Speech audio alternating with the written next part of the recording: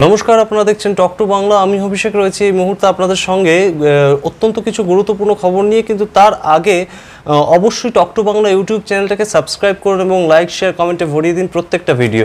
এবারে যে খবর নিয়ে আপনাদের সামনে আসছি সেটা হচ্ছে যে শেষ দফা নির্বাচন, সপ্তম দফা নির্বাচন শেষ হয়ে গিয়েছে এবং তার সঙ্গে সঙ্গে কিন্তু শেষ হলো ভারতবর্ষের লোকসভা নির্বাচন 2024 সালের। এবং এই লোকসভা নির্বাচনের যে ফলাফল বলা যেতে পারে তা আমরা জানতে পারবো সামগ্রিকভাবে 4 জুন ফলাফল বেরোবার পরেই কিন্তু আমরা তা জানতে পারবো। কিন্তু তার আগে বেশ কিছু সমীক্ষা আমাদের হাতে উঠে এসেছে। যেমন বুথ ফেরত সমীক্ষা করা হয়, সেই বুথ ফেরত সমীক্ষা কিন্তু নানা মুনি নানা মত, কিন্তু বলা যেতে পারে প্রায় সকলেই এক নাগারে বলছেন সেটা কিন্তু অত্যন্ত গুরুত্বপূর্ণ। আবার কিন্তু 2024 সাল থেকে 2029 সাল পর্যন্ত দেশের মানুষ তাদের শাসক বা তাদের সরকার হিসাবে চুজ করে নিয়েছে কিন্তু নরেন্দ্র মোদীর সরকার, বা বলা যেতে পারে মোদীর গ্যারান্টি।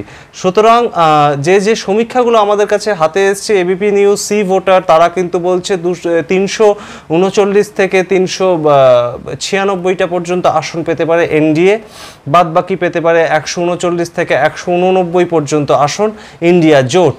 সুতরাং বুঝতেই পারছেন যে এনডিএর দিকে কিন্তু অনেকটা পাল্লা ভারী। 400 পার না হলেও কিন্তু 300 পার মোটামুটি সমস্ত সমীক্ষাই বলছে। এছাড়া আমাদের সাথে কাছে যে সমীক্ষাগুলো এসে পৌঁছেছে, ইন্ডিয়া টুডে, মাই অ্যাক্সিস ইন্ডিয়া টুডে, তাদের যে সমীক্ষা তারা কিন্তু 361 থেকে 401 পর্যন্ত এনডিএকে আসন দিয়েছে সারা দেশের মধ্যে। এছাড়া 131 থেকে 166 পর্যন্ত ইন্ডিয়া জোটের মধ্যে কিন্তু নানান দল, যেমন সিপিআইএম, তৃণমূল কংগ্রেস, তেমন কিন্তু বিহার থেকে লালু প্রসাদ যাদবের যে দল সেই দল, উত্তরপ্রদেশে কিন্তু অন্য দল যেটা বিজেপি জোটের এগেনস্টে অখিলেশ যাদবের যে দল তারা, এবং আম আদমি পার্টি পাঞ্জাব এবং দিল্লি থেকে। সুতরাং বিভিন্ন জায়গা থেকে ইন্ডিয়া জোট যেটা তৈরি হয়েছিল, যেটা নিয়ে অনেক জলঘোলা হয়েছে, কিন্তু তারপরেও কিন্তু ইন্ডিয়া জোটের যে রেজাল্ট তা কিন্তু বেশ খানিকটা নিচের দিকেই থাকছে। এবং ইন্ডিয়া জোটের মাথায় কিন্তু ছিল, বা বলা যেতে পারে ইন্ডিয়া জোটকে তৈরি করার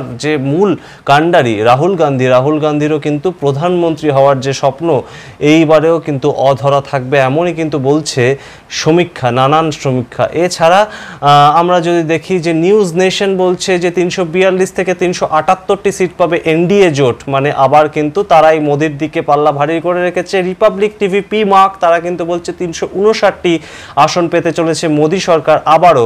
সুতরাং বুঝতেই পারছেন যে সমস্ত টিভি বা সমস্ত সমীক্ষায় কিন্তু একই কথা বলছে, আবার তৃতীয়বারের জন্য প্রধানমন্ত্রী হতে চলেছে নরেন্দ্র মোদী এবং সরকার গড়তে চলেছে এনডিএ জোট।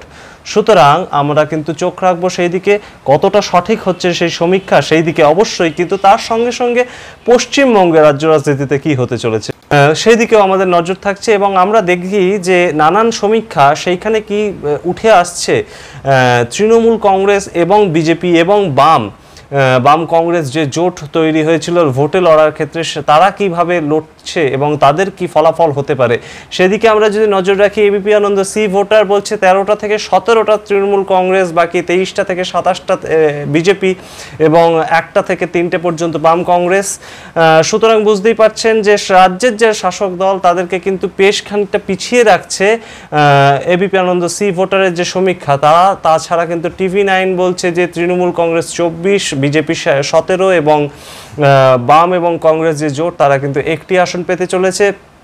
এছাড়া যারা আমরা দেখছি রিপাবলিক টিভি, ম্যাট্রিক্স, তাদের যা সমীক্ষা 16টি থেকে 20টি আসন পেতে চলেছে তৃণমূল কংগ্রেস, 21 থেকে 25টি আসন পেতে চলেছে কিন্তু বিজেপি, এবং 2টো আসন পেতে চলেছে বাম কংগ্রেস।